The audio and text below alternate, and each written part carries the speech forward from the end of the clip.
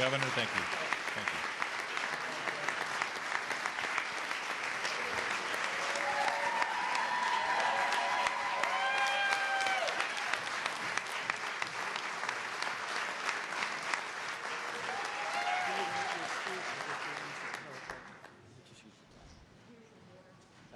The Joint Assembly and guests will please be seated. As Speaker of the House of Delegates and President of the Joint Assembly, it is my pleasure to present to you His Excellency, the Governor of the Commonwealth of Virginia, the Honorable Ralph S. Northam.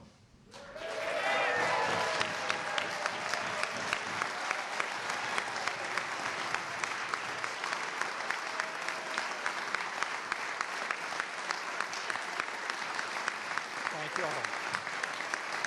Please be seated. Thank you all so much. Thank you. Well, good evening, Mr. Speaker, Madam President Lucas, Lieutenant Governor Fairfax, ladies and gentlemen, thank you so much for inviting me to speak with you tonight. To my wife, Pam, and my family, to the justices of the Supreme Court, members of the State Corporation Commission, and my cabinet and staff, thank you for your service to our Commonwealth.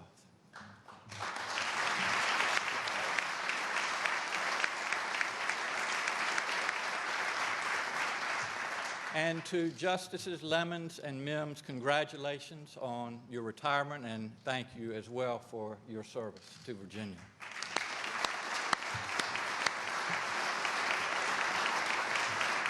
And to everyone else in this chamber and watching at home, thank you as well, and Happy New Year.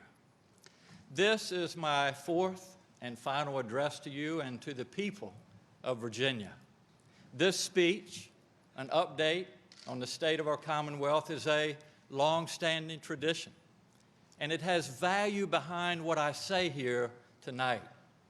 This is a time when elected leaders from different branches of government, different political parties, and different parts of the state come together to talk about the Commonwealth that we all share. No matter our differences or what we share in common, every year we come together. Next Monday, Governor-elect Youngkin will speak to you in just the same way. By then, he will be your governor. And I wish him the best, and I am confident he will lead this Commonwealth well. Because when he succeeds, Virginia succeeds. This is a night when I talk about the state of our Commonwealth. And this time, my last time, I'm going to talk about what we have done over the past 4 years to improve the state and what kind of Commonwealth I am leaving in your hands. We are only here for a short time, especially governors. But every day is an opportunity to help someone to make their life better.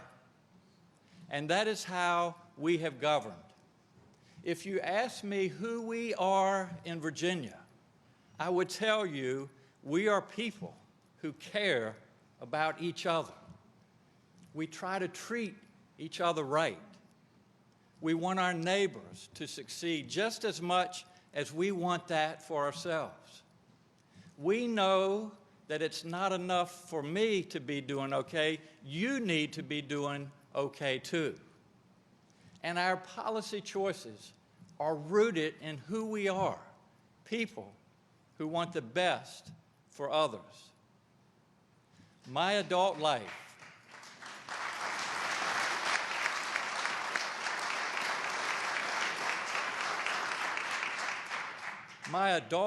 has been about helping people, especially our children.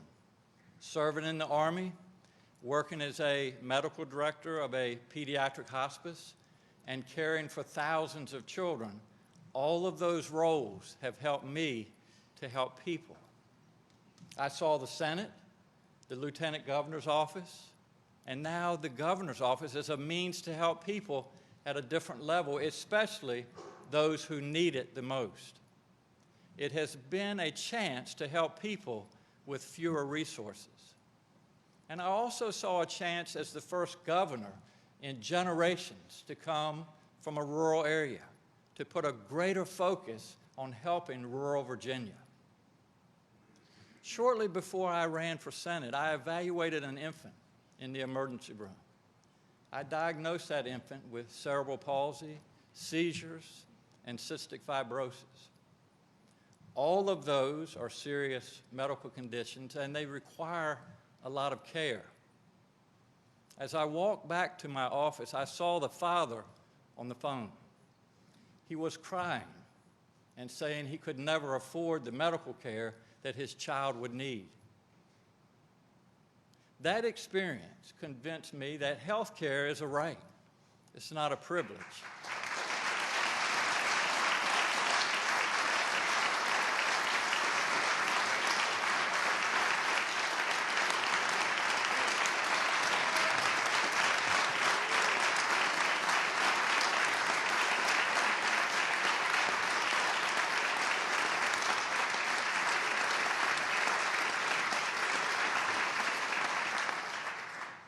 No father should have to worry that he can't afford to take care of his child.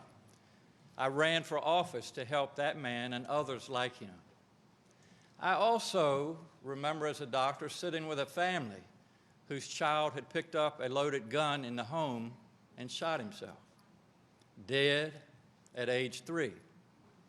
I have been to too many funerals for children who died because of a firearm, like a loaded gun in the home or a stray bullet on the playground. I ran for office to help ensure that more families won't have to endure that kind of pain. Virginians choose leaders who will make our Commonwealth work better for them and their families, no matter who they are or where they live. I can confidently say that we have done that. We are leaving this Commonwealth better than it was when we came into office.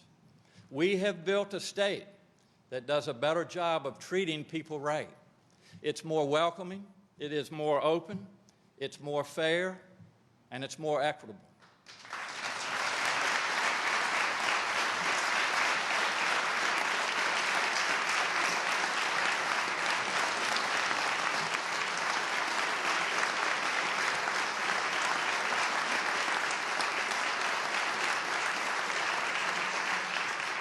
We have built a state that helps people who need it, whether they need health care or cleaner water or to keep a roof over their head during a global pandemic.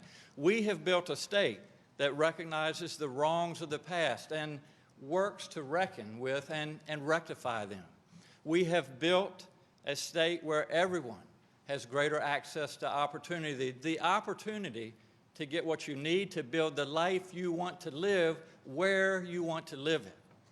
Everything we have built and accomplished over these 4 years has been about helping people. We are leaving in your hands a strong and healthy Commonwealth, one that treats everyone right, takes care of people when they need it, and provides opportunity for everyone to thrive. We could not have a safe and stable Virginia without the work of my cabinet, their teams, state agency heads, and the thousands of state employees. They truly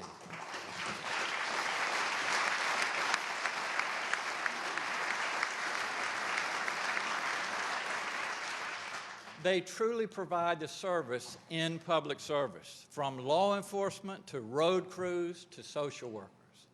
I hope you'll join me in a round of applause for our state workforce.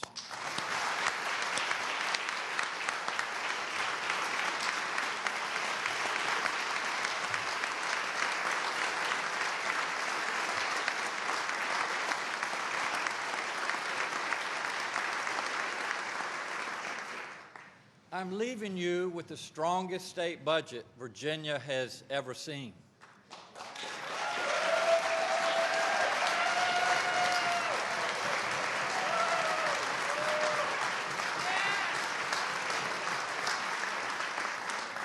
Thanks to our strong economy, we are at a unique moment when we have the funding to catch up on long-delayed investments while also putting money back into the pockets of the hardest working Virginians. Just today, we announced that general fund revenues were up 20% in December, making it 5 straight months of double-digit revenue growth.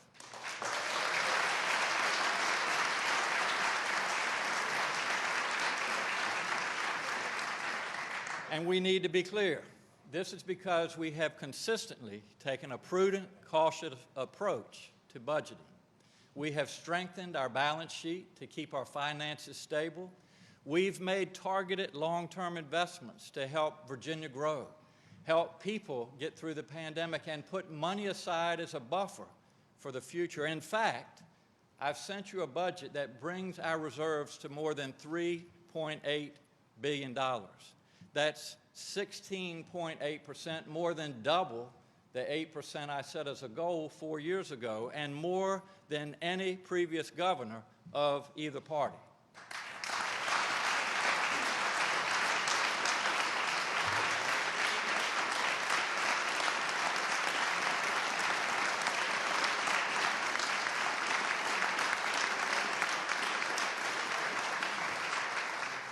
I want to thank Secretary of Finance Joe Flores and his team, along with the Department of Planning and Budget.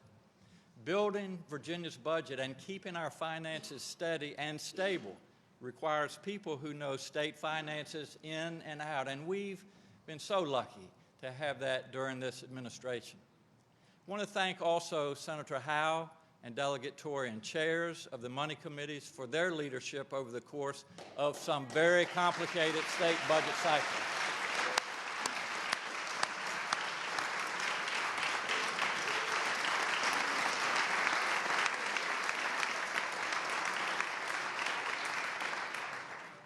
We've also had record economic success. I've traveled around the world, meeting with companies and telling them Virginia is the best place to be. During our 4 years, we have brought in more than $81 billion in economic investment, more than 4 times any previous administration, and creating more than 103,000 jobs.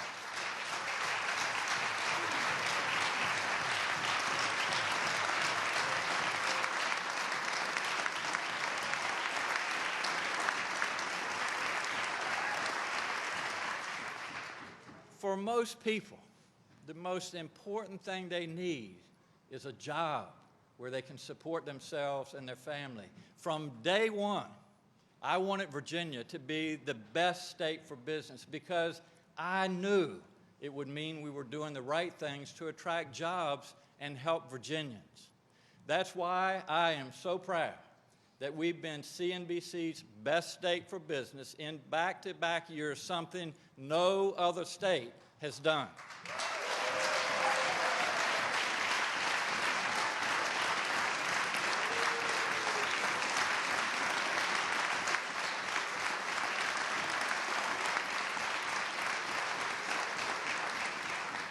We are also ranked #1 for business climate by Business Facilities Magazine.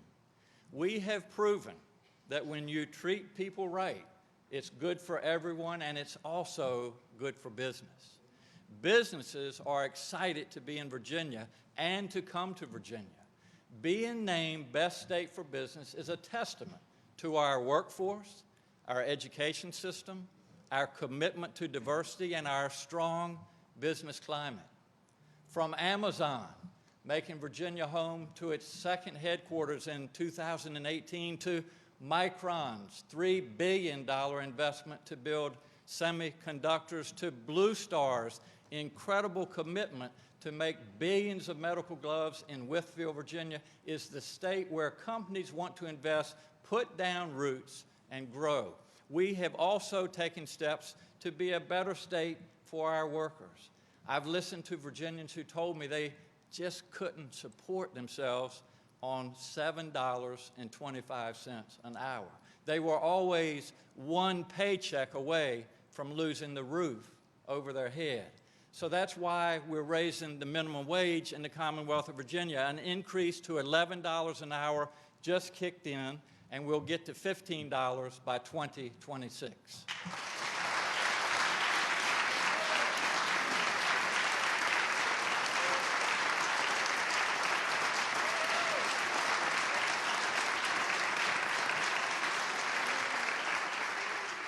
We've helped working families in a variety of other ways. We've made it easier to adopt through surrogates, through Jacob's Law. And for our own state workforce, we've put in one of the most progressive family leave programs in the country. When you treat workers and their families right, it helps everyone. We've also made historic investments in affordable housing, and Virginia leads the nation for rent relief during COVID, helping people keep a roof over their heads.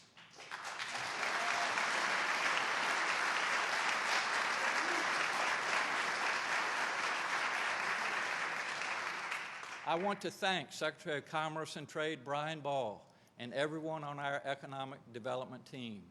A state that's both good for business and good for workers doesn't happen by accident. It is built with a lot of hard work, and these folks deserve the credit. With everything Virginia has going for us, there's no reason we can't be the best state for business for a fourth year, and I will be cheering you on.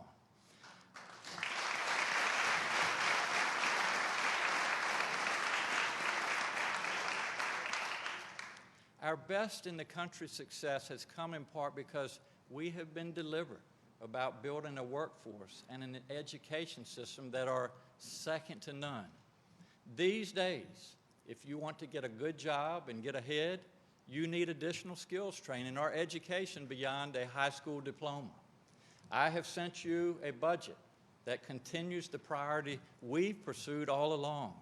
We have put $500 million into our historically black colleges and universities during my term.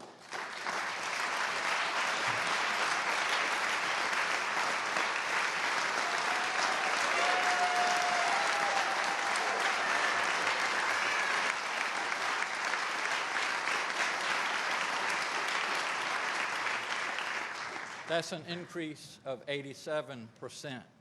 And we are making higher education and skills training more affordable and more accessible to all. That includes a program I've wanted to implement since I ran for governor. As I campaigned, people told me about dropping out of community college because they couldn't afford it. So we came up with the G3 program, making community college tuition free for low and moderate income students if they are getting training in high-need areas. And I appreciate Senator Saslaw and Delegate Fillercorn for their work to pass this important initiative. Thank you all very much.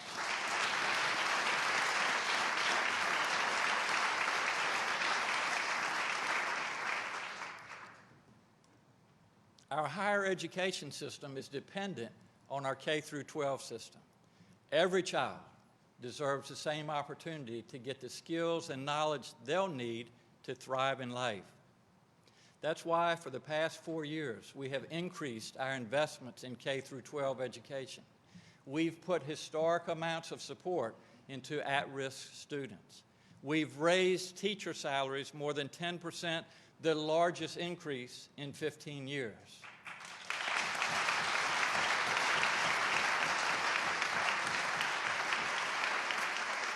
The budget I've sent to you dedicates new funding to help localities build or modernize their schools.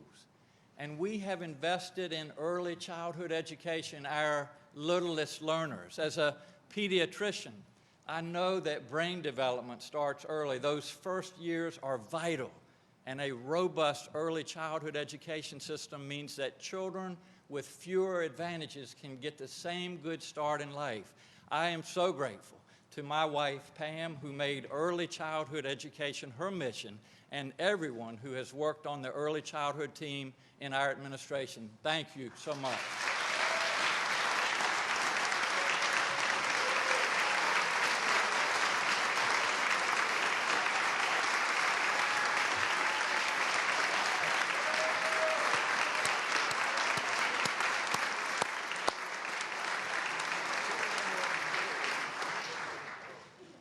Our teachers, our school staffs, our administrators are dedicated to one thing, and that is educating your children.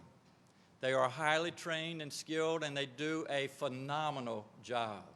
They all deserve our thanks and gratitude, especially after the stresses and challenges of the past 22 months. I want to thank Secretary of Education Fran Bradford and our incredible education team.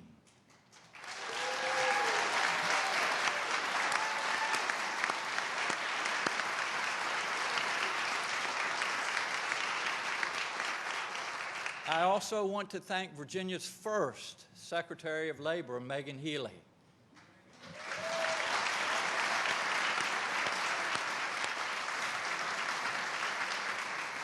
Education and workforce go hand in hand, and these teams have done tremendous work over the past 4 years.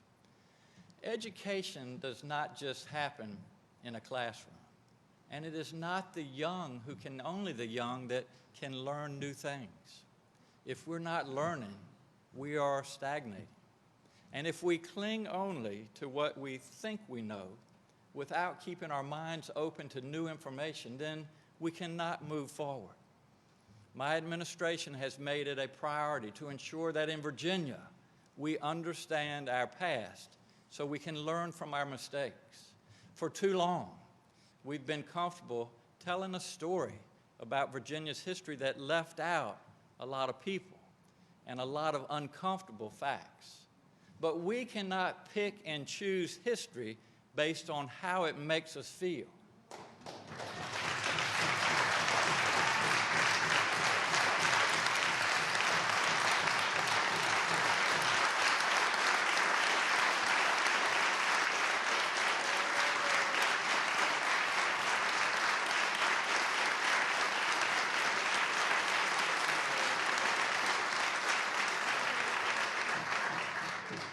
We need to understand the full and true story and put a black child's right to have her history included in our textbooks.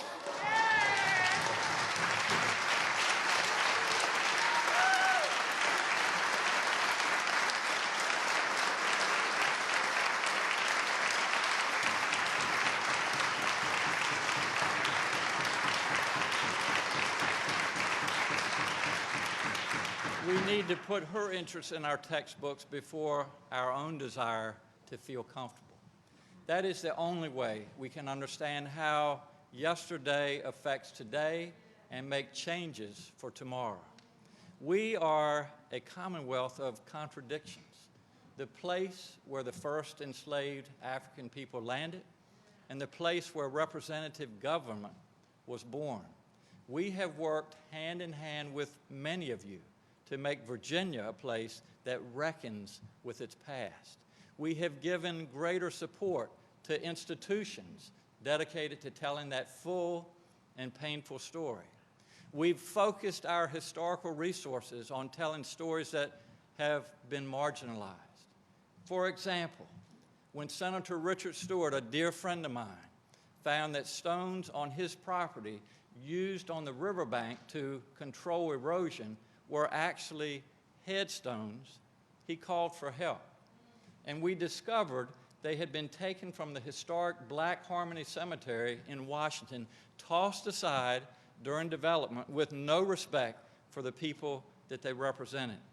We were able to get many of those stones back to the graves they belonged to. We have taken steps in every agency of this Commonwealth to better support and celebrate the diversity of our state. And we have developed government-to-government relationships with the sovereign tribal nations that called Virginia home for thousands of years before Europeans arrived. With much help, I put together the most diverse, talented, and hardworking cabinet in the history of Virginia.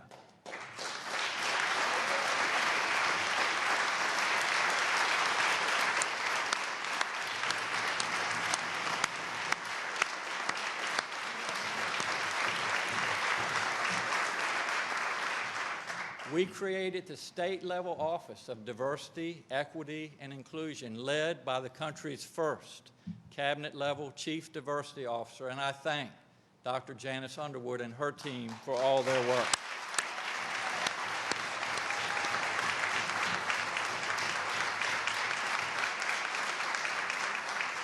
I know that talking about history, our real, true history, can make some people uncomfortable, mostly those people who look like me.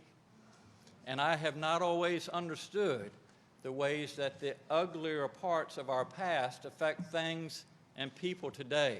But I kept my mind open. I listened and I learned. I used to tell students, the eyes can't see what the brain doesn't know. I know that Virginians want to understand each other. As someone who works with children, I know that hatred, bigotry, and discrimination are not things that we are born with. They are things that we unfortunately learn. And that means that inclusion is also something that we can learn. We all work in good faith to try to understand the world that we live in together. And it's hard when we don't all hear the same stories and we don't all understand the same facts. It can feel like we're further apart than ever. But the Virginia that I see is full of people who have more in common than their differences.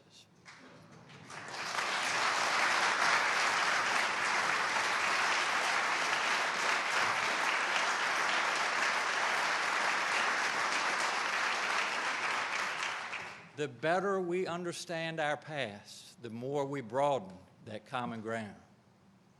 As governor and as legislators, our job is to be good stewards of this Commonwealth and to prepare for what will come in the next 10, 20, or even 50 years.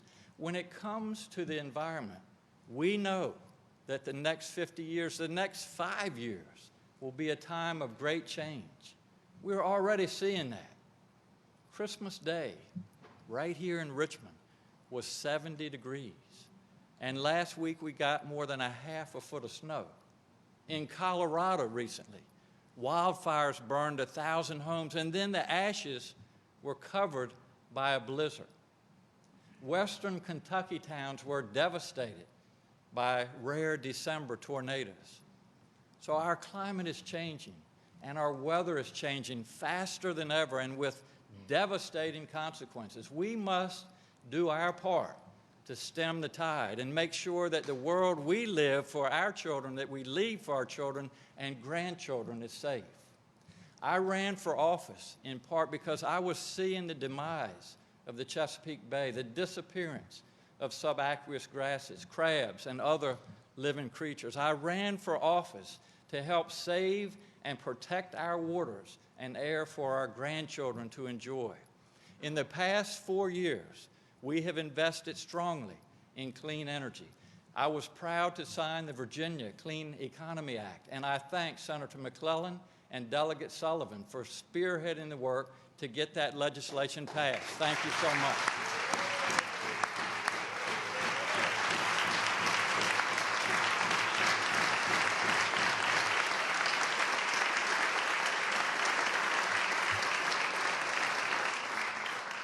And clean energy is a job generator. Businesses that are looking to locate in Virginia like our renewable energy initiatives. And Virginia is also at the vanguard of the new offshore wind energy industry in the United States. We must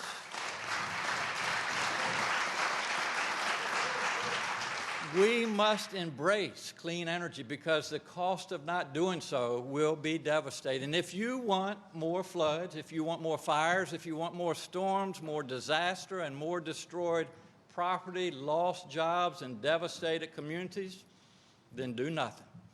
But a stable future requires us to act. And that's why I'm leaving a plan for a cleaner energy future.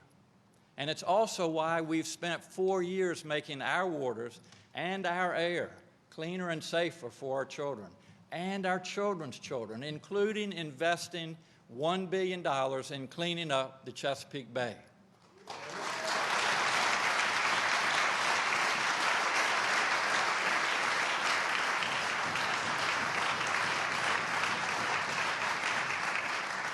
I'm confident we're leaving our environment cleaner and better than when we found it, and that we've put in place the right policies to make Virginia a leader in clean energy and the jobs and economic progress that come with it.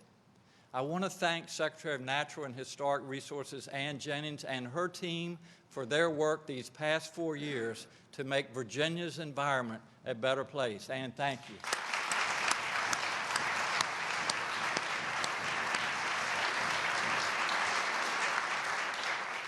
Leaving a better future for our children also means leaving a system that protects public safety and ensures that our justice system is as fair as possible. Our law enforcement do an incredibly difficult and often very dangerous job. That's why this year I sent you a budget that provides pay raises and bonuses meant to not just reward our officers, deputies, and jail officers for the tough jobs they do, but also to make pay scales more fair. We also work closely with you to make sure our criminal justice system reflects the Virginia that we are today. Too often, our modern-day punishments and practices have their roots in a more discriminatory and unfair past. Now, I know some of you got to clap to this one. That is why we have made marijuana use legal in the Commonwealth of Virginia.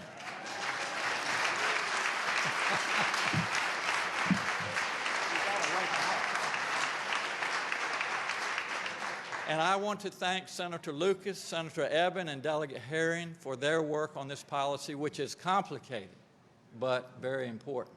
That's also why we have ended use of the death penalty in Virginia.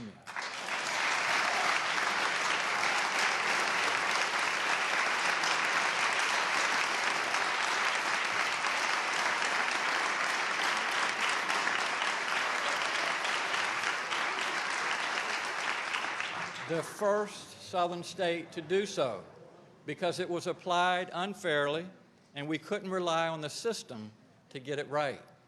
Thanks go to Senator Surville, Delegate Mullen, and many others who have worked on this for years. I want you all to just look at the Martinsville 7 black men, 7 black men who were convicted of rape and sentenced to death by an all-white jury. In Virginia, it was almost entirely black men who were sentenced to death for rape convictions. And it was clear that these 7 men were executed because they were black. I was glad to acknowledge that wrong in some measure by granting them a posthumous pardon earlier this year. In fact, our administration has restored the civil rights and voting rights for nearly 126,000 people and issued more than 1,100 pardons, more than all past governors combined.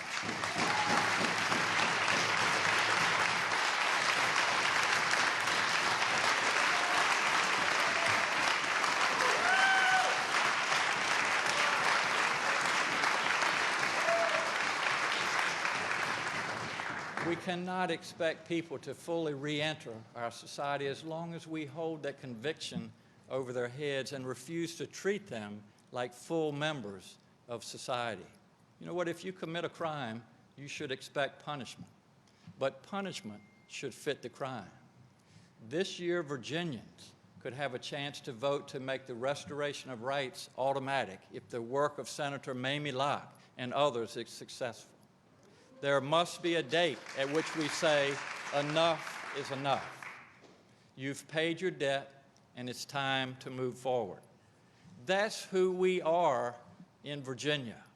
We are a state that believes in justice, not just punishment.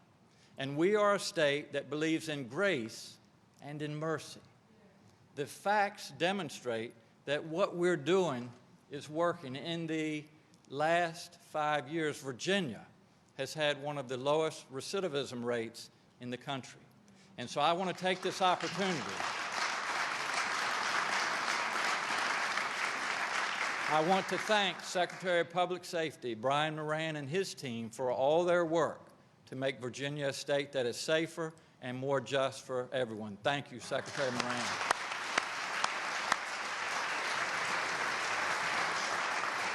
And I want to thank our Secretary of the Commonwealth, Kelly Thomason, who has now helped 2 governors restore the rights of thousands of Virginians and everyone on her team. Kelly, thank you so much.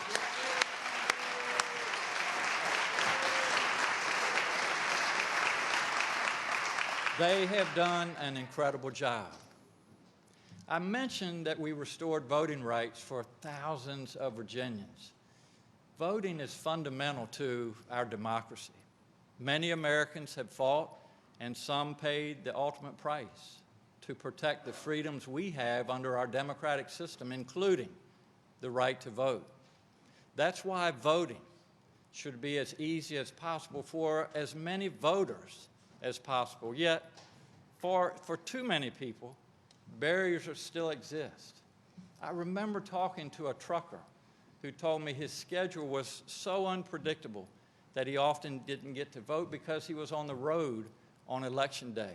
That's why we've worked together to make Virginia a leader in voting access. Now, you can vote early for 45 days before the election without having to explain your schedule to an election official. Election Day is a state holiday because we want people to have the free time to vote or to volunteer at our polls. And voter registration is automatic through the DMV. Virginia has gone from being one of the toughest, most restrictive voting environments to one of the best and most secure in our country.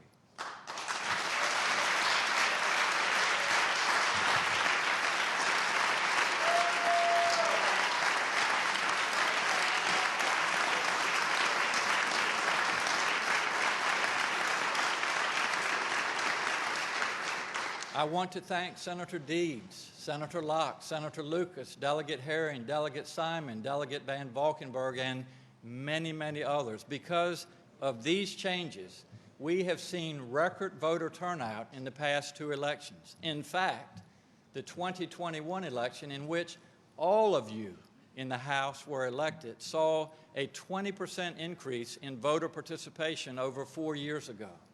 Now, contrast that with other states that have chosen to make voting harder and more restrictive, with the result that fewer people vote. This shows us that our current rules work. Our elections are fair and transparent, and it's really important for voters to hear that message, especially from those of you elected to office under these rules. It does tremendous, tremendous damage when elected officials use false claims to undermine faith in our elections.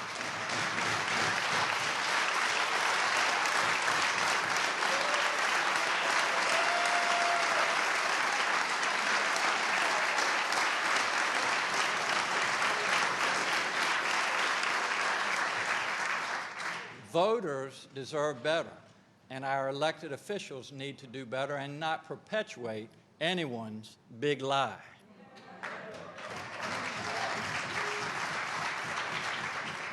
Virginia's elections are always well run. They're free and fair, and they're transparent. This is a hallmark of our democracy, and I am proud of all Virginians whose efforts to help ensure that our elections go smoothly. I want to thank everyone in the Department of Elections, along with our Secretary of Administration, Grinley Johnson, and her teams. Thank you all so much.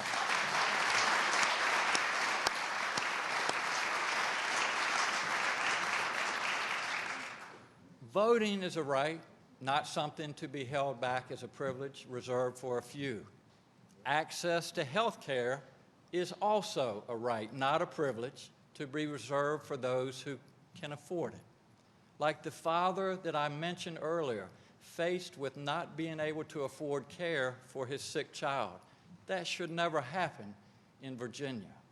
That's why I was proud that in the first year of our term, together, we agreed to expand Medicaid access to thousands of Virginians.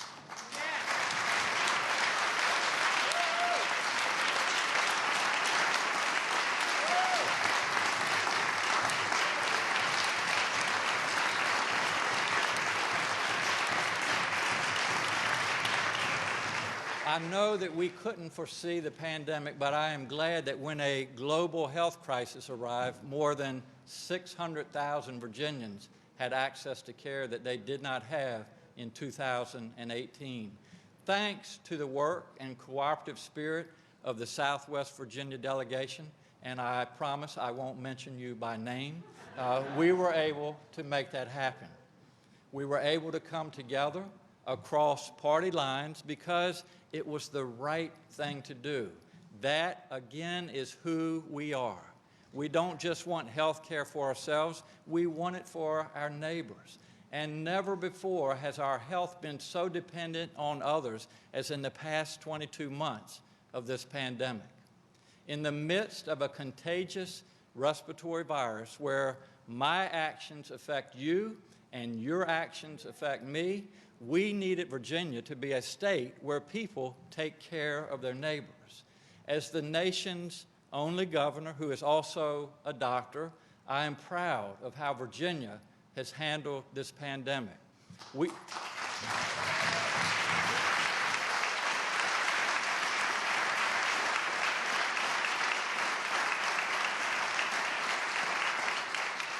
We have followed the science to keep Virginians as safe and healthy as possible. We have seen fewer cases and fewer deaths than many of our neighbors.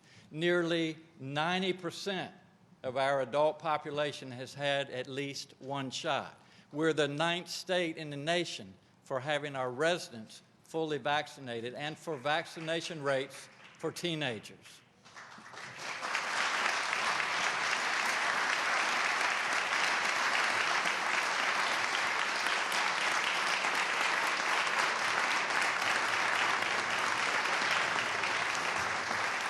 We're doing better at vaccinations than many other large states and all of our southern neighbors. That said, none of that matters to the people who have lost a loved one to this terrible virus. Nearly 16,000 Virginians have died of COVID in the past 22 months, and all of them were dear to someone. My deepest sympathy goes to the families and loved ones for their loss. I would like to take a moment of silence in their memory.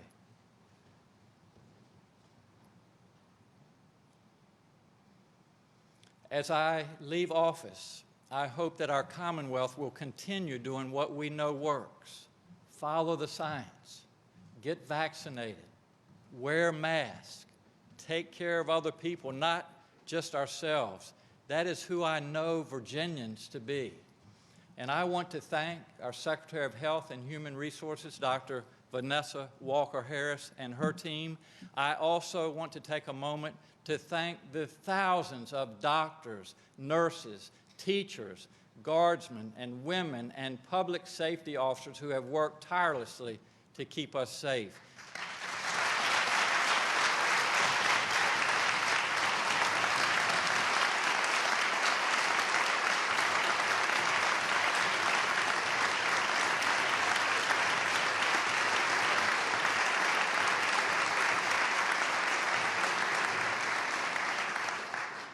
In the balcony this evening, I want to introduce a few folks.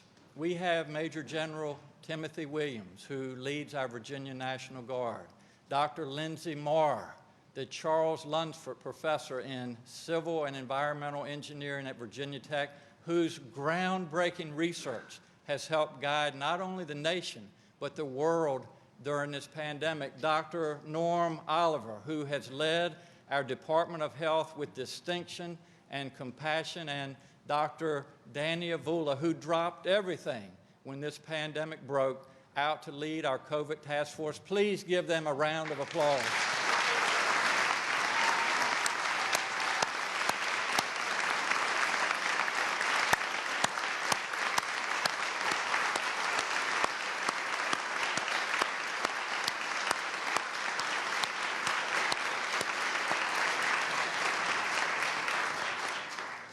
These individuals work day in and day out facing an unknown virus, trying to give the best health guidance they could to a very worried public.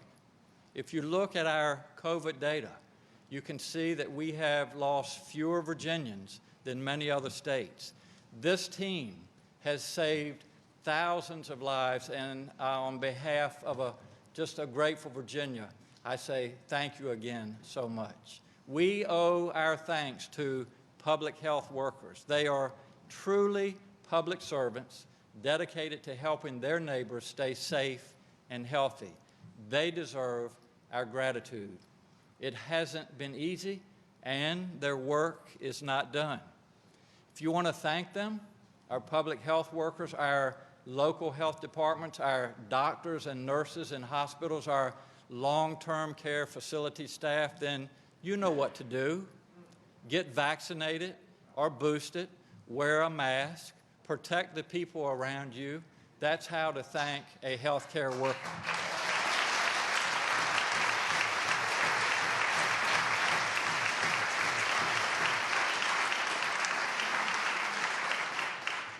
Over the past 4 years, we have done a lot to make Virginia a better place to live and work. We've also made it an easier place to live and work by investing in the infrastructure that connects us all. If you commute or if you travel, you want better roads and rail systems. If you work from home or you're in school, you need reliable internet access. We have laid the groundwork to transform that infrastructure.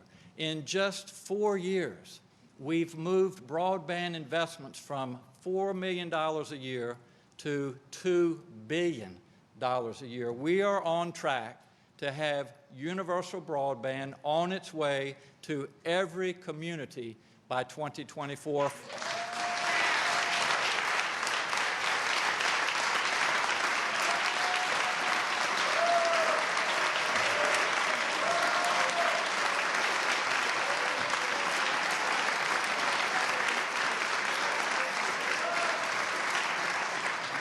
It is good to see everybody stretching their legs this evening. But by 2024, that is far faster than expected and faster than most other states. This is one of the most important investments we could have made, especially in rural communities. Broadband is to today's economy what electricity was generations ago. It is quite simply a necessary service for students to connect to education, businesses to connect to the wider world, and citizens to connect to work. I want to thank Senator Boysko for her role leading the Broadband Advisory Council.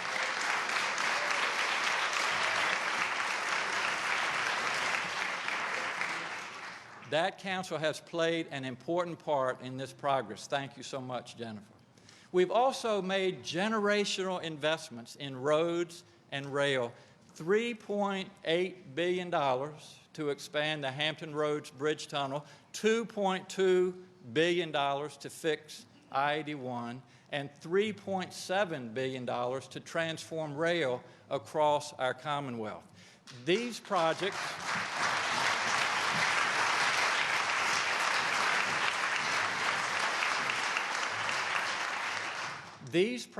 and many others will help Virginians in every part of the state get where they want to go faster and safer. So I want all of you to, with me, thank Secretary of Transportation Shannon Valentine and her team.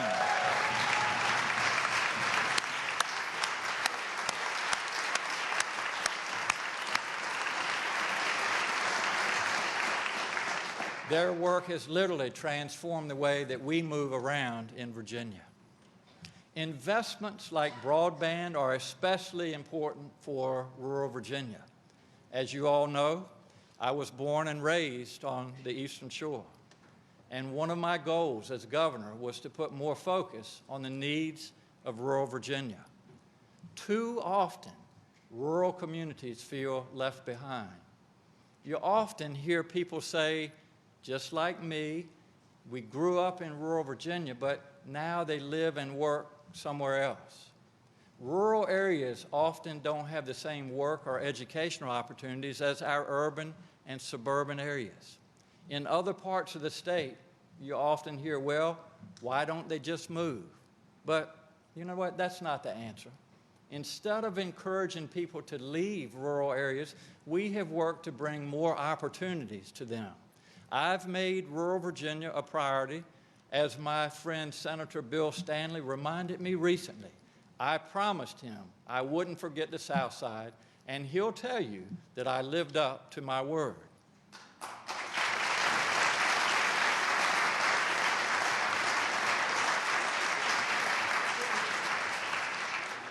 We've supported rural economic development, such as the biggest new jobs announcement in Southwest Virginia in a decade. 2,500 new jobs making nitrile gloves in Wythe County. My friend Congressman Morgan Griffith called it the largest economic development announcement made in Southwest during his time in Congress.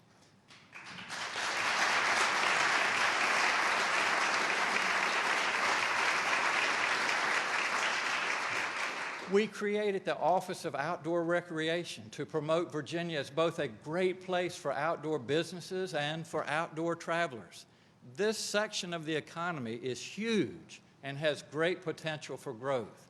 I want to thank Senator Hanger and Delegate Bulova for their dedication to these issues through the Virginia Outdoor Recreation Caucus. Thank you, Senator Hanger and Delegate Bulova.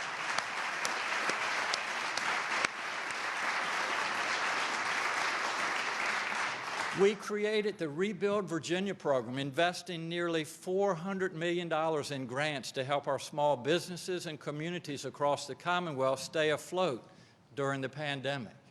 And we've supported agriculture, our largest industry.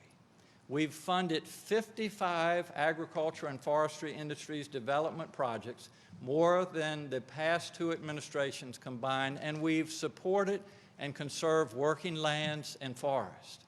I want to thank Secretary of Agriculture and Forestry Bettina Ring, everyone on her team, and everyone who works to support and prioritize rural Virginia. Thank you, Bettina.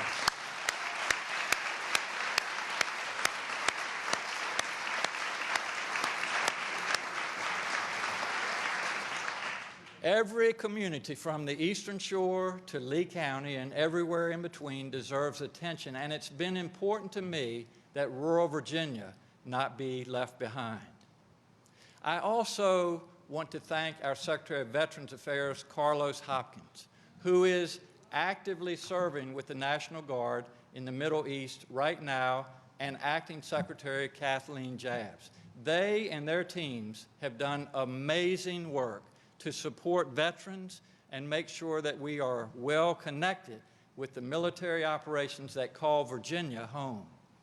1 in 12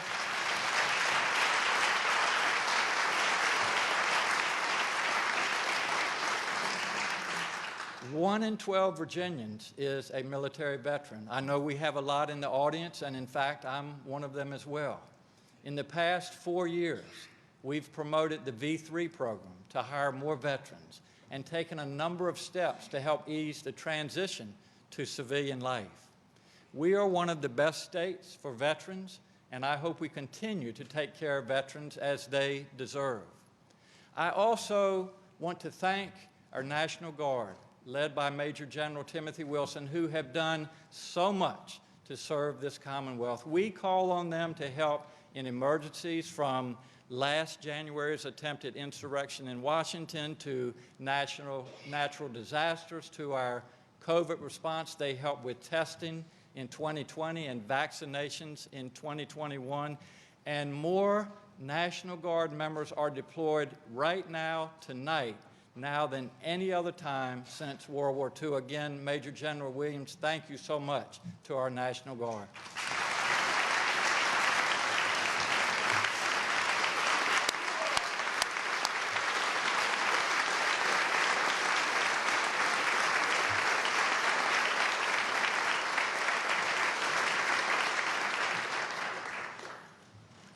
Four years ago, I stood here in this room on this dais in front of many of you. I told you where I wanted to take Virginia, and I asked you to work with me to get us there. It has been a more tumultuous 4 years than I think any of us expected. But the challenges have also been opportunities. More people have health care access. More people have jobs. More people have access to an affordable education. More people have access to broadband, and soon everyone will have it. Our rail system is prepared for important upgrades. Our energy sources are becoming cleaner and safer. Our teachers, law enforcement officers, and public servants are paid better. The Chesapeake Bay and its estuaries are healthier.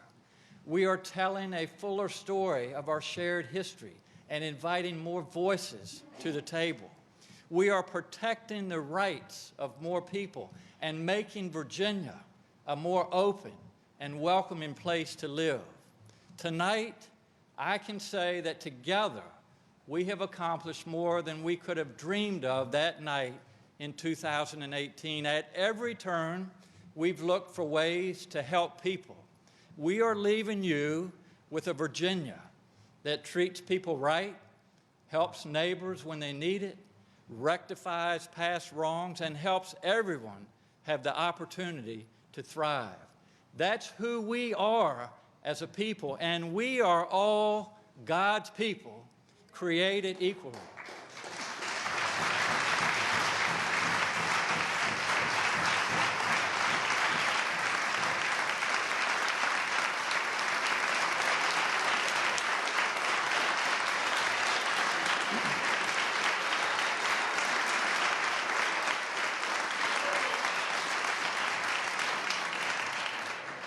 We take care of each other. So tonight, let's ask ourselves, are we going to keep up this progress, or will we retreat, become people who are more worried about ourselves than each other? I hope that we will not. I hope the spirit of helping other people continues to prevail.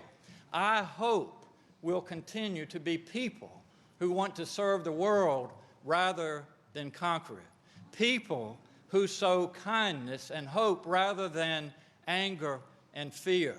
We are here for a short period of time, and every day is a God-given opportunity to help someone to make their life better.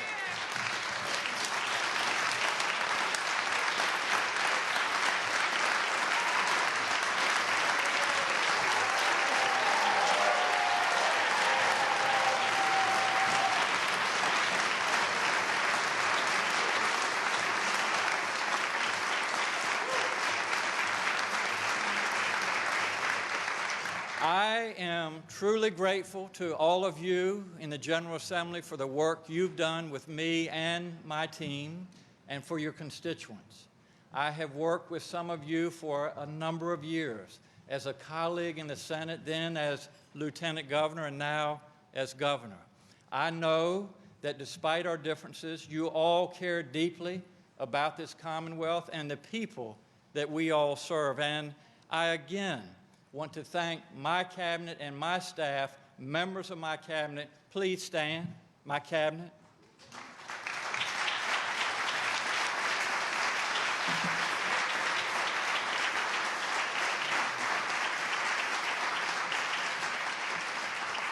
They have devoted themselves to doing good for the people of Virginia, and while you don't always see their work or hear their names, everything that we have done well has been their work. And again, on behalf of a very grateful Commonwealth of Virginia, to my cabinet, I truly say thank you to all of you.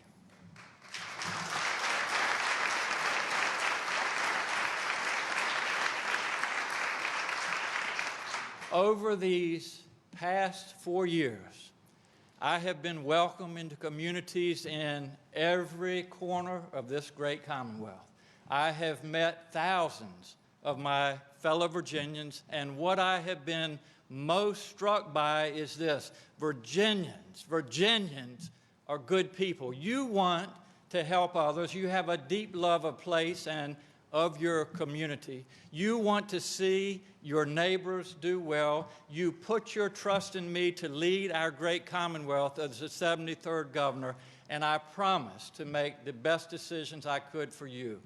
Every single day of the past 4 years, my team and I have tried to live up to that trust. And every day, I have felt so proud and grateful for you, Virginia. I have seen your strength and resilience, your kindness, and your generosity. It is you, Virginia, more than anything else, that makes our Commonwealth the best state in the best country in the world. Don't you agree?